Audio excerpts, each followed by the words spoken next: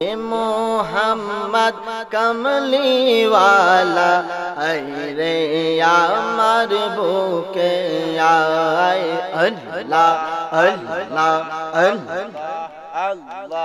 আল্লাহ আল্লাহ আল্লাহ ফকির দরবেশ বাদশায়লি তুলিতে সেই ফুলের কলি ফকির দরবেশ বাদশায়লি তুলিতে সেই ফুলের কলি গলায় লইয়া বিকার ঝুলি গলায় লইয়া বিকার ঝুলি বাস করে সে গাছ তোলায় মোহাম্মদ কমলিওয়ালা আইরে আমার বুকে আয় আল্লাহ আল্লাহ আল্লাহ আল্লাহ আল্লাহ চুলের চাইতে চিকন হবে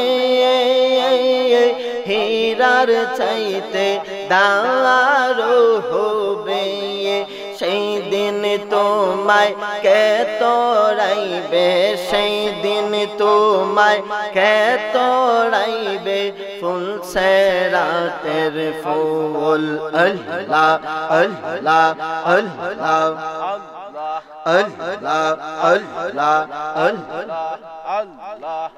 আল্লাহ আল্লাহ লা ইলাহা ইল্লাল্লাহু মুহাম্মাদুর রাসূলুল্লাহ সাল্লাল্লাহু তাআলা আলাইহি ওয়াসাল্লাম। আমরা পড়ি আলহামদুলিল্লাহ। আল্লাহ রাব্বুল আলামিনের অশেষ মেহেরবানিতে ঐতিহ্যবাহী বেকি ঢাকা দক্ষিণ পাড় নূরে মুহাম্মদিয়া সুন্নিয়া জামে মসজিদের কমিটি এবং গ্রামবাসীর উদ্যোগে আজকের এই ষষ্ঠম বার্ষিক সুন্নি মহাসম্মেলন আজকের এই সুন্নি মহাসম্মেলনে প্রধান অতিথি হিসেবে শুভাগমন করিবেন সারা বাংলার আলোড়ন সৃষ্টিকারী বক্তা গাউসে পাকের উপর বাংলাদেশের একমাত্র পিএস ডি ডক্টর পৃথিবীর বাংলাদেশের ভ্রমণকারী বিভিন্ন টিভি চ্যানেল ধর্মীয় আলোচক আল্লামা ডক্টর মাসুম বিল্লাহ কাদেরী সাহেব ঢাকা বিশ্ববিদ্যালয়। বিশেষ অতিথি হিসেবে শুভাগমন করিবেন হযরত মাওলানা সারা বাংলার আলোড়ন সৃষ্টিকারী বক্তা মুফতি হাবিবুল্লাহ বেলালী সাহেব খতিব সাতাক সুন্নি জামে মসজিদ। উক্ত সুন্নি মহাসম্মেলনে প্রধান বক্তা হিসেবে শুভাগমন করিবেন সারা বাংলার আলোড়ন সৃষ্টিকারী বক্তা নবযুগের উদীয়মান তরুণ তেজস্বী বক্তা কারি সাইফুল ইসলাম জিহাদি সাহেব সাদেকপুর। আজকের এই সুন্নি মহাসম্মেলনে বিশেষ বক্তা হিসেবে শুভাগমন করিবেন হাফেজ আব্বাস বিন আল কাসি সাহেব খতিব বেকি ঢাকা উত্তরপাড় জামে মসজিদ। আজকের এই সুন্নি মহাসম্মেলনকে সাজিয়ে আলোড়ন করার জন্য অত্র এলাকার গ্রামবাসী এবং মহল্লাবাসী সকলেই উপস্থিত থাকবেন। আল্লাহ রাব্বুল আলামিন আমাদের মাহফিলকে কবুল করুক, আমরা সকলেই বলি আমিন। যাই হোক, আজকের এই জান্নাতের বাগানটা আমাদের এই বেকি ঢাকার মধ্যে হয়েছে, এতে আমরা আনন্দিত, আমরা খুশি। কারণ নবী বলেন আমার উম্মতের মধ্যে দুনিয়ার জমিনের মধ্যে একটা জায়গা হবে জান্নাতের বাগান, সেটা পরকালের মধ্যে একটা জান্নাতের বাগান আছে। ওই জান্নাতের বাগান ব্যতীত দুনিয়ার ভিতরে একটা জান্নাতের বাগান হয়। ওই বাগানটা হলো যেই জায়গার মধ্যে আমার আল্লাহ এবং আমি রাসূলের গুণগান হয়, ওই জায়গাটা আমি নবী ঘোষণা করে দিলাম জান্নাতের বাগান। সুবহানাল্লাহ। আল্লাহ তাআলা কুরআনুল কারীমের মধ্যে ঘোষণা দিয়ে দিলেন আলা ইন্না আউলিয়া আল্লাহি লা খাউফুন লা খাউফুন আলাইহিম ওয়ালা হুম ইয়াহজানুন। এ দুনিয়ার মানুষ, আল্লাহ তাআলা কুরআনুল কারীমের মধ্যে বলে, আলা ইন্না আউলিয়াল্লাহি লা খাউফুন আলাইহিম ওয়ালা হুম ইয়াহজানুন। তোমরা দুনিয়ার জমিনের মধ্যে বসবাস করো, আমার ওলিদের সহবত নেও, ওলিদের পরামর্শ নেও, ওলিদের কাছে যাও। তোমরা হক্কানি রব্বানি আলেম এবং ওলিদের কাছে যদি যাইতে পারো, তাহলে আমি মওলা পাকের সন্ধান পাইতে পারবা। কারণ আমরা সাধারণ মানুষরা একটা ডাকের বচনে একটা কথা কয় যে সৎসঙ্গ সর্বনাশ, অসৎসঙ্গ সর্বনাশ। আপনি যদি ভালো মানুষের সঙ্গে চলেন, তাহলে আল্লাহ রাব্বুল আলামিন ওই ভালো মানুষের একটা খাসাসিয়ত আপনার ভিতরে আমার ভিতরে দান করবেন, ঠিক কিনা? আল্লাহ রাব্বুল আলামিন কুরআনুল কারীমের মধ্যে ঘোষণা দিয়ে দিলেন, এ বান্দা বান্দীরা রে, তোমরা আমার আল্লাহ, আমি আল্লাহর ওলিদেরকে, তোমরা আমার আল্লাহ, আমি আল্লাহর ওলিদের সাথে দুশমনি করিও না। আমি আল্লাহর ওলিদের সাথে তোমরা মুনাফিকবাজি করিও না। তাদেরকে তোমরা মহব্বত করো, তাদের সঙ্গে ভালোবাসার আচরণ করো। বান্দা বান্দীর দল, ও আমার বান্দা বান্দীর দল, আল্লাহ রাব্বুল আলামিনের একজন সাহাবী ছিল, যার নাম ছিল হযরত ওয়াক্কাস রাদিয়াল্লাহু তাআলা আনহু। ওই ওয়াক্কাস রাদিয়াল্লাহু তাআলা আনহু আল্লাহর একজন সাহাবী ছিল, আল্লাহর নবীর একজন সাহাবী ছিল। ওই সাহাবী বদরের যুদ্ধের মধ্যে যখন যাইল, বদরের যুদ্ধের মধ্যে যাওয়ার পরে ওই সাহাবী কি করলো, নবীজির গুরার, নবীজি যখন গুরার উপরে ছিলেন, ওই গুরার নিচে যখন ওই আল্লাহর নবীর সাহাবী হযরতে ওয়াক্কাস রাদিয়াল্লাহু তাআলা আনহু, নবীজি যখন গুরার চাবুক দিয়ে বাড়ি দিবে, ওয়াক্কাস গিয়েছিল, তার চাবুকটা গুরার নিচে পড়ে গিয়েছিল। আল্লাহর নবীর সাহাবী হযরতে ওয়াক্কাস রাদিয়াল্লাহু তাআলা আনহু, ওই ওয়াক্কাস রাদিয়াল্লাহু তাআলা আনহু গুরার নিচ থেকে চাবুকটা নিয়ে আসার জন্য গিয়েছিলেন। আর নবীজি একটা বাড়ি দিয়েছিলেন গুরার ভিতর, গুরার পিঠের মধ্যে। ওই গুরার পিঠের মধ্যে চাবুকের বাড়িটা না পড়িয়া ওয়াক্কাস রাদিয়াল্লাহু তাআলা আনহু এর গায়ের মধ্যে পড়ে গিয়েছিল। আল্লাহর নবীর সাহাবী তখন খেয়াল করে নাই, ওই সাহাবীকে চাবুকটা দিয়ে ওই ঘোড়ার উপরে বাড়ি দেওয়ার পরে আল্লাহর নবীর সাহাবী হযরতে ওয়াক্কাসের পিঠের মধ্যে দাগ পড়ে গেল। ওয়াক্কাস রাদিয়াল্লাহু তাআলা আনহু কোনো কথা বলেন নাই। ওয়াক্কাস রাদিয়াল্লাহু তাআলা আনহু কথা না বলিয়া কি করলেন, সে চলে আসলেন। আল্লাহর নবী যখন বিদায় অবস্থায় বিদায় নিয়ে দিবেন, দুনিয়ার থেকে, দুনিয়ার বুক থেকে পর্দা করে নিবেন, আল্লাহর নবী দুনিয়ার বুক থেকে যখন পর্দা করে নিবেন, ওই আল্লাহর নবী দুনিয়ার বুক থেকে পর্দা করার আগে সমস্ত সাহাবায়ে কেরামদেরকে ডাকতেছে, এ আমার সাহাবীরা রে, ও আমার সাহাবী, তোমরা সকলেই চলে আসো, আমি নবীজির দরবারে, আমি নবীজি একটা কথা তোমাদেরকে বলতে চাই। সমস্ত সাহাবায়ে কেরামরা সবাই একত্রিত হয়ে চলে আসলো। তখন সবাই নীরবে নিবৃলায় বসিয়া আল্লাহর নবীজির কথাগুলো শুনতেছেন, জবান থেকে কথা মোবারকগুলি শুনতেছেন, আল্লাহর নবীর বিদায়ের বাসনা দিচ্ছেন। এমন সময় ডাক দিয়ে বলতেছে, আমার সাহাবী, তোমরা এমন কোন ব্যক্তি আছো নি রে যে আমার কাছে টাকা পাও, আমার কাছে তোমরা ঋণী হয়ে আছো, তোমরা, তোমাদের কাছে আমি ঋণী হয়ে আছি।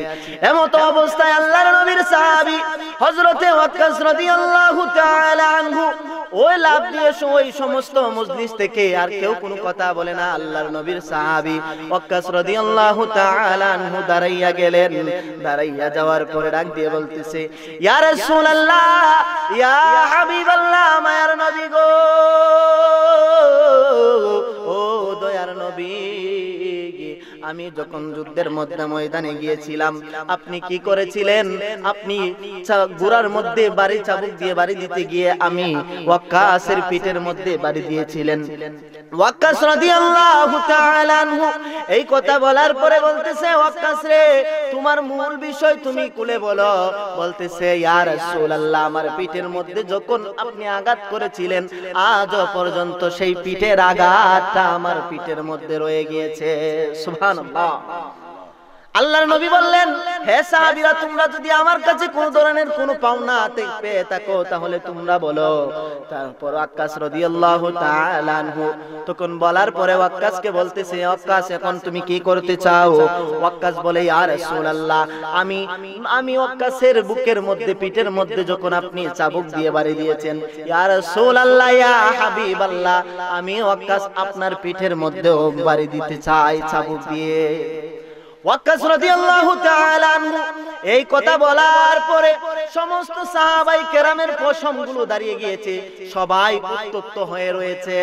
ওয়াক্কাস রাদিয়াল্লাহু তাআলা আনহু এর প্রতি সবাই কেঁপে গেছেন।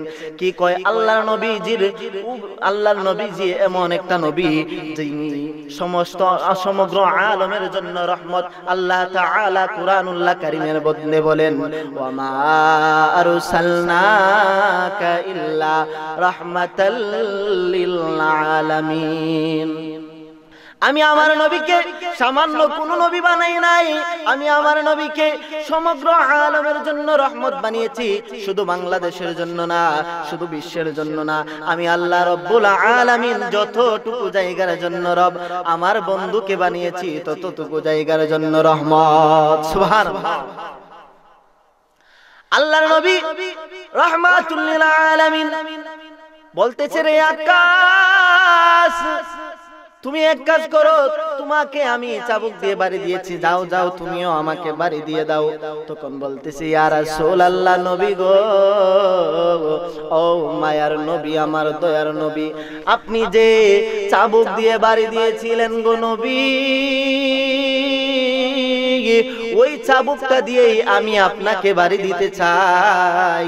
ওয়াক্কাস রাদিয়াল্লাহু তাআলা আনহু বলেন, ও মায়ের নবী, আপনি ওই চাবুকটা বের করেন, আমি আপনাকে ওই চাবুক দিয়ে বাড়ি দিব।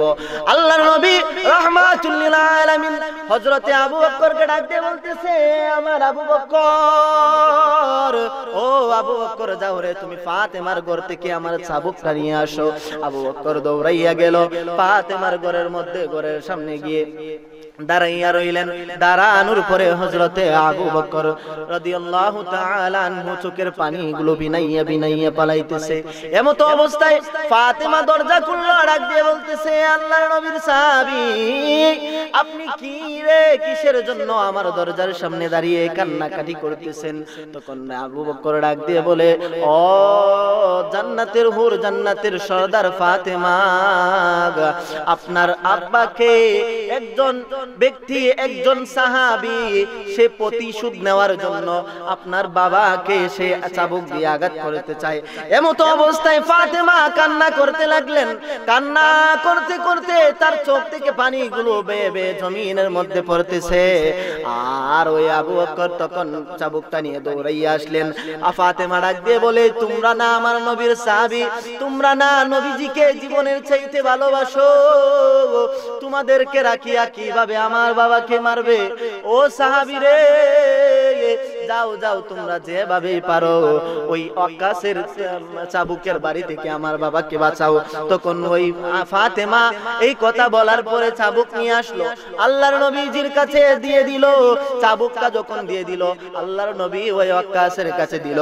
ওই সাহাবীর কাছে দেওয়ার পরে সাহাবীরা দিয়ে বলতেছি, ইয়া রাসূলুল্লাহ, ও ইয়া হাবিবাল্লাহ, মায়ার নবী আমার, আমি সকলের সামনে চাবুক দিয়ে আঘাত করব না গো নবী, কারণ আপনি যখন আমাকে চাবুক দিয়ে আঘাত করেছিলেন কেউ দেখে নাই, আপনার দুই একজন সাহাবী শুধু থাকবে, আমি আপনার হুজরা মুবারকের ভিতরে আপনাকে চাবুক দিয়ে আঘাত করতে চাই। সুবহানাল্লাহ। ওই ওয়াক্কাসের ভিতরে কিন্তু নবীর মহব্বত আছে। ওয়াক্কাস এখানের মধ্যে একটা হিকমত কাটাইতেছে নবীজির ভালোবাসা লাভ করার জন্য। আমরা বলি সুবহানাল্লাহ।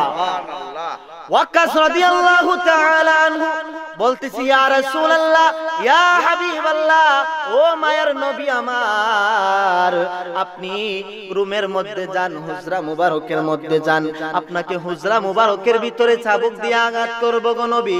নবীজি বলতেছে, আমি যেহেতু বিদায় হয়ে যাব, দুনিয়া থেকে পর্দা করে নিব, তোমাদের ঋণগুলো আমি পরিশোধ করতে চাই, আসো তুমি আমার হুজরার ভিতরে আসো। নবীজি হুজরা মুবারকের মধ্যে গেলেন। ওয়াক্কাস রাদিয়াল্লাহু তাআলা আনহুর হাতে চাবুকটা দিয়ে দিলেন। ওয়াক্কাস রাদিয়াল্লাহু তাআলা আনহু চাবুকটা হাতের মধ্যে নিয়া ডাক দিয়ে বলতেছি, ইয়া রাসূলুল্লাহ, ও ইয়া হাবিবাল্লাহ, মায়ার নবী আমার, আমি যখন চাবুকটা আমি যখন আপনার গোড়ার নিচে গোড়ার নিচে ছিলাম, তখন আমার গায়ের মধ্যে কোনো পোশাক ছিল না গো নবী। ইয়া রাসূলুল্লাহ, ইয়া হাবিবাল্লাহ, আপনার জামা মুবারকটুকু আপনি আপনার গা থেকে সরে ফেলেন। তখন কয়েকজন সাহাবী ছিল নবীজির কাছে। ওই মতো অবস্থায় নবীজি কি করলো, উনার গা মুবারক থেকে শরীরের জামা মুবারকটুকু খুলে ফেললেন। ওয়াক্কাস রাদিয়াল্লাহু তাআলা আনহু বলতেছি, ইয়া রাসূলুল্লাহ, আপনি ঘুরেন, আপনার পিছন দিয়ে আমি চাবুক দিয়ে আঘাত করব, কারণ চাবুকের আঘাতটা আমার পিঠের মধ্যে পড়েছিল গো নবী। নবীজি কি করলেন, ঘুরলেন। এমতো অবস্থায় ওয়াক্কাস রাদিয়াল্লাহু তাআলা আনহু ডানে বামে তাকায় নাই, কোন সাহাবীদের দিকেও তাকায় নাই, সমস্ত সাহাবীরা কেঁপে আছে। যদি ওয়াক্কাসে আমাদের নবীর গায়ের মধ্যে কি করে আঘাত করে, তাহলে আমরা তার গর্দানটুকু আলাদা করে দিব। এমন প্রস্তুতি নিয়ে সবাই যখন এমন একটা কঠিন মজলিসের মধ্যে আল্লাহর নবীর সাহাবী ওয়াক্কাস রাদিয়াল্লাহু তাআলা আনহু আর দেরি করে নাই, আল্লাহর নবীজির পিঠ মুবারকের মধ্যে একটা মোহরে নবুয়ত ছিল, ওই মোহরে নবুয়তের মধ্যে ওয়াক্কাস রাদিয়াল্লাহু তাআলা আনহু চুম্বন করে দিল। সুবহানাল্লাহ। আল্লাহর নবীজির পিঠ মুবারকের মধ্যে মোহরে নবুয়ত যখন ছিল, ওই মোহরে নবুয়ত চুম্বন করার জন্য ওয়াক্কাস এই হিকমতটুকু কাটাইলেন। আর সমস্ত সাহাবাই কেরাম আল্লাহর নবীর সাহাবী ওয়াক্কাসকে আইসা চুম্বন করতে লাগলে, কেউ কপালের মধ্যে চুম্বন দেয়, কেউ ঝরাইয়া নেয়। এমতো অবস্থায় ওয়াক্কাস ডাক দিয়ে বলতেছে, হে সাহাবীরা রে, তোমরা তো আমার নবীজির গায়ের মধ্যে নবীজিকে তোমরা সম্মান করো, আমাকে কেন সম্মান করতেছো?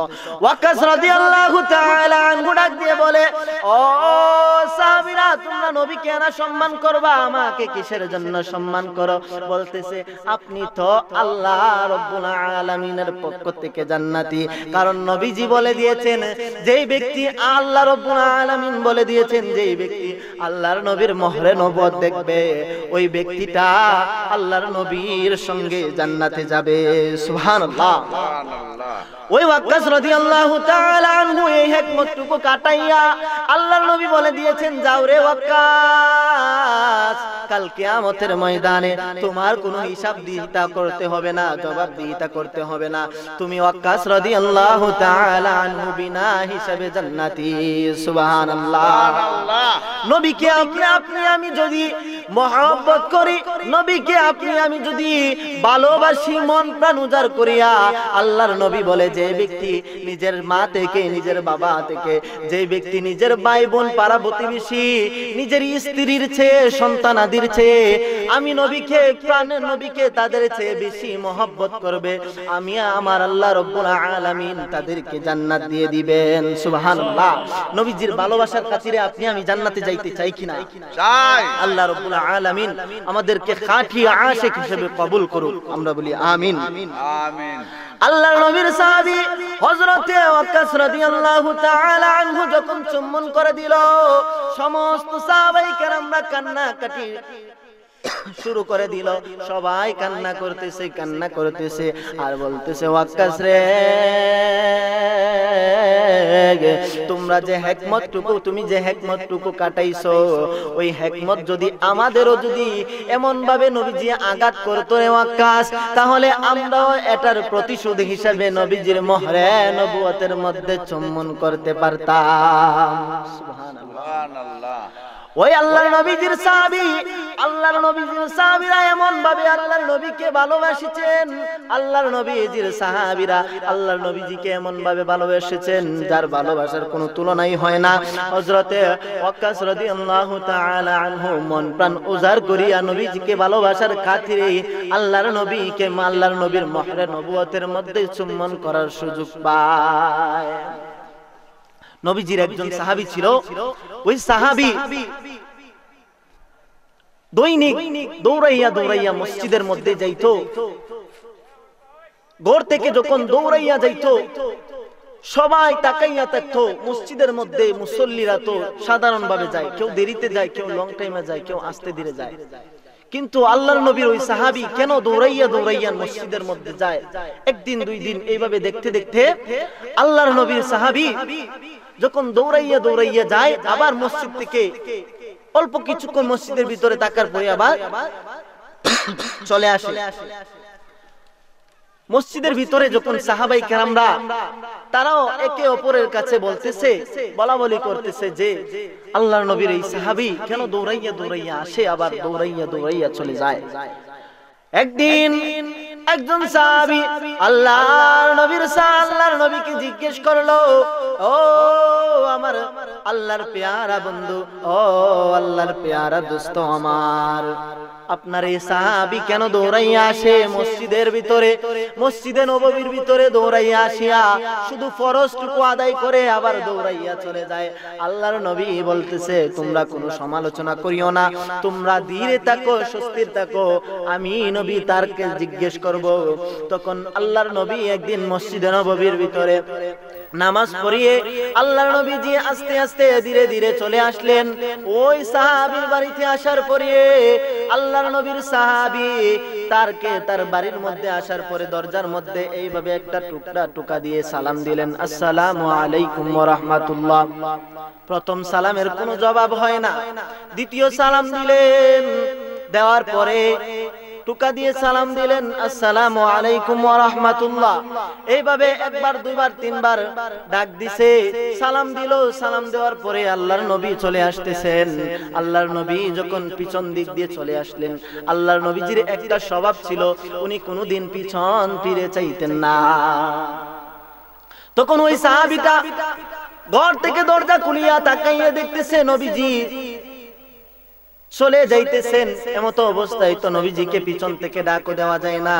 ওই সাহাবীটা দৌড় দিয়ে নবীজির সামনে গেলেন, ডাক দিয়ে বলতেছে, ও আল্লাহর পেয়ারা হাবিব, ও আল্লাহর পেয়ারা দোস্ত, আপনি যে আমার বাড়ির মধ্যে আসলেন, কিসের জন্য আসলেন গো নবী? ডাক দিয়ে বলতেছে, ও সাহাবী, তুমি কিসের জন্য গো মসজিদের ভিতরে দৌড়াইয়া দৌড়াইয়া আসো, আবার জামাটুকু পরে তুমি কেন চলে আসো? তখন সাহাবী ডাক দিয়ে বলতেছে, ইয়া রাসূলুল্লাহ, ইয়া হাবিবাল্লাহ, দুঃখের কথা কি বলবো গো নবী, আমি এমন একজন গরিব সাহাবী, আমাদের স্বামী স্ত্রী দুজন মিলিয়া একটা কাপড় দিয়ে আমরা চলি, আমরা দুজনে মিলিয়া একটা কাপড় পরিধান করি। বলতেছে, এটা কিভাবে সম্ভব রে সাহাবী? বলতেছি, ইয়া রাসূলুল্লাহ, আমরা এমন গরিব গো নবী, দিন আনি দিন খাই। আপনি নবীজি একটা মজলিসের ভিতরে একদিন বলেছিলেন, ও আমার সাহাবীরা, তোমরা যদি জান্নাতে যাইতে চাও, জান্নাতের চাবি তোমরা রোজগার করো। আল্লাহর নবী যখন এই কথা বলেছিলেন, তখন একজন সাহাবী বলতেছেন, ইয়া রাসূলুল্লাহ, ও ইয়া হাবিবাল্লাহ, জান্নাতের চাবি কিভাবে রোজগার করব? বলতেছে, তোমরা যদি 5 ওয়াক্ত নামাজ পড়ো, তাহলে তোমাদের জান্নাতের চাবি রোজগার হয়ে যাবে। ইয়া রাসূলুল্লাহ, আপনি যখন এই কথা বলেছেন, আমি আমার এই কথাটুকু আমার বিবিকে আয়েশা বললাম, বিবি এবং আমি দুজনে মিলিয়া তারপরের দিন থেকে নামাজ পড়তে থাকি। তখন আমরা কি করব? আমরা তো গরিব গো নবী, ইয়া রাসূলুল্লাহ, আমরা গরিব, আমরা কি করব? দুইজন মিলিয়া একটা কাপড় পরিধান করি।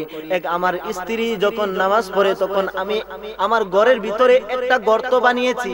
ওই গর্তটা উপর থেকে তাকাইলে নিচের দিকে যখন তাকাই, উপর থেকে নিচের কোন অংশই দেখা যায় না। আল্লাহর নবী বলেন, তাহলে আসো দেখে আসি। এমন কথা বলতে বলতে বলতেছে, আমার স্ত্রী যখন নামাজ পড়ে আমি গর্তের ভিতরে ঢুকি, আর আমি যখন নামাজ পড়তে মসজিদ নববীর মধ্যে যাই, আমি দৌড়াইয়া যাই। কারণ হইল গো নবী, আমি যে নামাজ পড়ার জন্য যাই, আমি শুধু ফরজটুকু পড়ে আসি, না হলে আবার রক্ত ছুটে যাবে, আমার স্ত্রী আর নামাজ পড়তে পারবে না। তখন আল্লাহর নবী বলে, ও সাহাবী, চলো না আমি তোমাদের ঘরের ভিতরের গর্তটা দেখে আসি। তখন আল্লাহর নবীর সাহাবী তখন ওই গর্তটা উপর জমিন থেকে তাকাইয়া দেখতেছে, নিচে এমন বড় গর্ত করলো, তারা সিঁড়ির মাধ্যম দিয়েছে ওঠার জন্য, নিচে কোনো কিছু কিছুই দেখা যায় না। আল্লাহর নবী ডাক দিয়ে বলতেছে, ও সাহাবীরে, তোমরা যে এত কষ্ট করিয়া, এত গরিব হওয়ার স্বার্থেও তোমরা এত কষ্ট করিয়া নামাজ পড়বে, আল্লাহ রাব্বুল আলামিনের দরবারে তোমাদের নামাজ কবুল হয়ে গিয়েছে, তোমাদের জান্নাতের চাবি রোজগার হয়ে গিয়েছে। সুবহানাল্লাহ, সুবহানাল্লাহ। আল্লাহর নবী বললেন, তোমাদের জান্নাতের চাবি রোজগার হয়ে গিয়েছে। এমতো অবস্থায় যদি ওই সাহাবীটা চাইতেন তাহলে কি আর নামাজ পড়া লাগতো? না না, কারণ আমার নবীও বলেছেন যে তোমাদের জান্নাতের চাবি রোজগার হয়ে গিয়েছে। নবীর কথা কোনোদিন মিথ্যা হইতে পারে না। আল্লাহর নবী এই কথা বলার পরেও ওই সাহাবী কোনোদিন নামাজ কাজা দেয় নাই, কোনোদিন নামাজ বাদ দেয় নাই। সুবহানাল্লাহ, সুবহানাল্লাহ। আমি কুরআনুল কারীম থেকে একটা আয়াত তেলাওয়াত করেছিলাম। আল্লাহর নবীজি আল্লাহ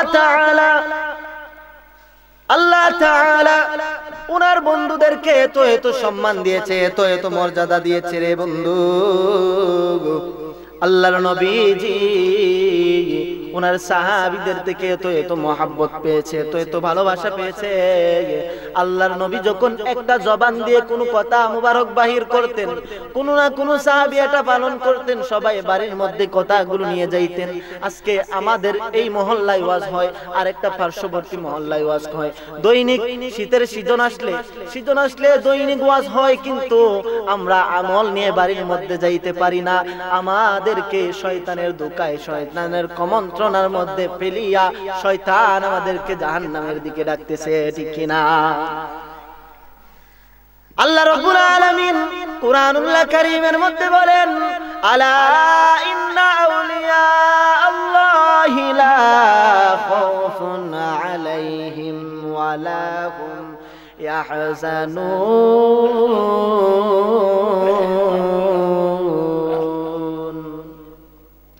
আল্লাহ তাআলা বলতেছে, আলা সাবধান, ইন্না নিশ্চয়, আউলিয়া আল্লাহি লা খাউফুন আলাইহিম ওয়া লা হুম ইয়াহজানুন। তোমরা আমার ওলিদের সাথে কোনোদিন যুদ্ধ করিও না, তাদের সঙ্গে কোনোদিন দুশমনি করিও না। কারণ হইতেছে, তোমরা যদি আমার ওলিদের শত্রুতামি করো, আমি আল্লাহ রাব্বুল আলামিন তোমাদের সঙ্গে যুদ্ধ ঘোষণা করব। আল্লাহর বন্ধুদের সাথে আল্লাহ স্বয়ং থাকেন। এই জন্য বাবারা, আমাদের দেশে এমন মানুষ দেখা যায় যারা সাধারণভাবে চলাফেরা করে, তাদের আমল আখলাক এত বেশি যে তারা সাধারণভাবে চলাফেরা করে, মানুষের কাছে বুঝতেই দেয় না তারা যে আল্লাহর একজন খাস প্রিয় বান্দা হয়ে গিয়েছে। তাদের চলাফেরাই দেখবেন ভিন্ন রকম, তাদেরকে নিয়ে মানুষের সমালোচনা করে, কিন্তু আল্লাহ রাব্বুল আলামিন তাদের পক্ষ নিয়ে বলে, হে বান্দা, তোমাদের সমালোচনা হোক কিংবা না হোক, তোমরা দুনিয়ার মধ্যে আমি আল্লাহ রাব্বুল আলামিনের প্রেমে যখন মগ্ন হয়ে যাও, আমি আল্লাহ রাব্বুল আলামিন তোমাদের হেফাজতকারী হয়ে যাই। সুবহানাল্লাহ। আল্লাহ রাব্বুল আলামিনের বন্ধু নবী মুস্তাফা উনি বলতেছে, যখন কিয়ামতের শেষ পূর্ব যখন সময় হয়ে যাবে, তখন আমি থাকবো না। একদিন আমি থাকবো না, আল্লাহর পিয়ারা বান্দাগুলো থাকবে, আল্লাহর ওলিগণ থাকবে। ওই আল্লাহর ওলিগণের মাধ্যমেই আপনি আমি হেদায়েত প্রাপ্ত হতে পারবো। আল্লাহ তাআলা উনার একজন খাস বান্দা ছিল এই বাংলাদেশের মধ্যে। ওই বাংলাদেশের মধ্যে একজন খাস বান্দা ছিল। আল্লাহর নবী বলেন, ও দুনিয়ার মানুষ, শুনো রে, তোমরা শুনো। আমার আল্লাহ রাব্বুল আলামিন কুরআনুল কারীমের মধ্যে যখন ঘোষণা দিলেন, তখন বলতেছে, ওলিদের কোনো ভয় নাই, ওলিদের কোনো চিন্তা নাই। আল্লাহর এই বাংলার জমিনের মধ্যে, আমাদের এই বাংলার জমিনের মধ্যে যখন স্বাধীন হওয়ার আগে এটা পূর্ব পাকিস্তান ছিল। আল্লাহর একজন খাস বান্দা ছিল, যার নাম ছিল বুরহানুদ্দিন। ওই বুরহানুদ্দিন গাজী কি করলো, এই পূর্ব পাকিস্তানের মধ্যে সে একাই মুসলমান, তারপরে আর কোনো মুসলমান নাই। স্বামী স্ত্রী দুজনে মিলিয়া মুসলমান, আর কেউ মুসলমান না, সবাই হিন্দু। বিধর্মীরা গরুকে মা মানে কি মানে না, বর্তমানেও মানে, কিন্তু তারা প্রকাশ করতে পারে না। কারণ বিধর্মীরা তাদের গরুকে মা মানে, গরু প্রস্রাব পায়খানাকে তারা পবিত্র মনে করে, ঠিক কিনা?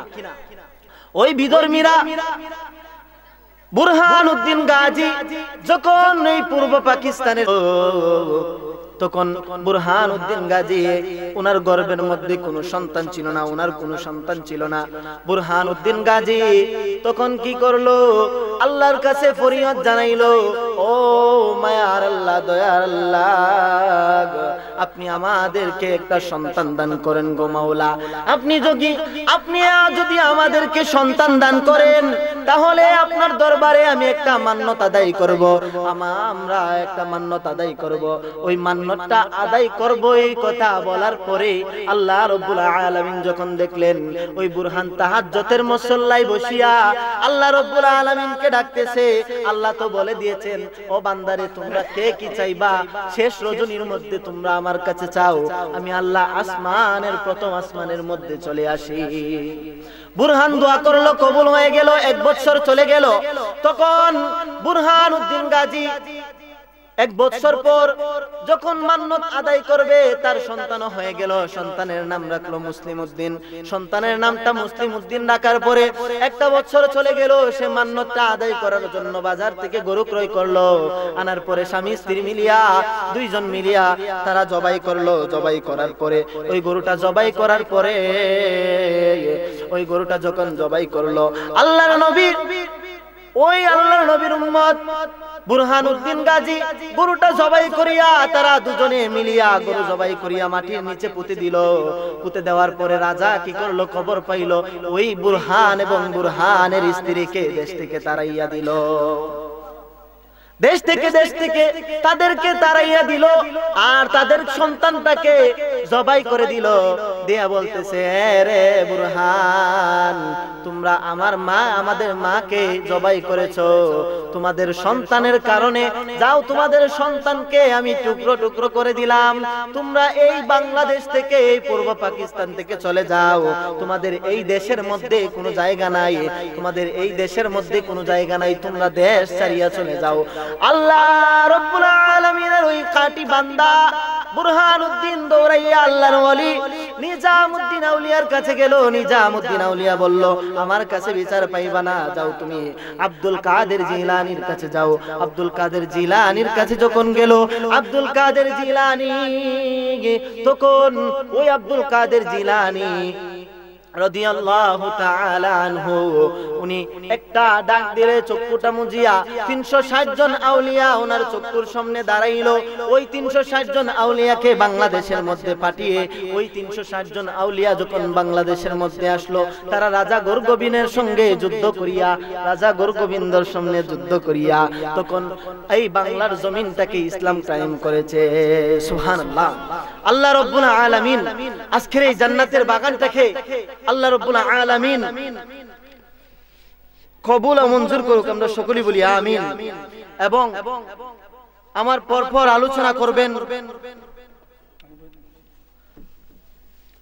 যাই হোক, আমি আপনাদের সন্তান, আলোচনা করলাম, আসলে আলোচনা করার যোগ্যতা আমার নাই। আপনারা দোয়া করবেন আল্লাহ রাব্বুল আলামিন যেন দ্বীনের খেদমত করার তৌফিক দান করেন। এবং আপনারা সকলেই দোয়া করবেন আপনাদেরকে এই গ্রামের মধ্যে আমাদের কোনো ধরনের মাদ্রাসার পড়ুয়া কোনো ছাত্র নাই। আপনারা সকলে আশেপাশে কিংবা সকলে নিজের সন্তানকে মাদ্রাসার মধ্যে ভর্তি করার চেষ্টা করবেন, আর দোয়া করবেন আল্লাহ রাব্বুল আলামিন আমাকে কবুল করুক। আর আলোচনার মধ্যে ভুল বিয়াদবি হয়ে থাকলে আপনারা ক্ষমার দৃষ্টিতে দেখবেন। ওয়া আখির দাওয়ানা আলহামদুলিল্লাহি রাব্বিল আলামিন। আসসালামু আলাইকুম ওয়া রাহমাতুল্লাহি ওয়া বারাকাতুহু।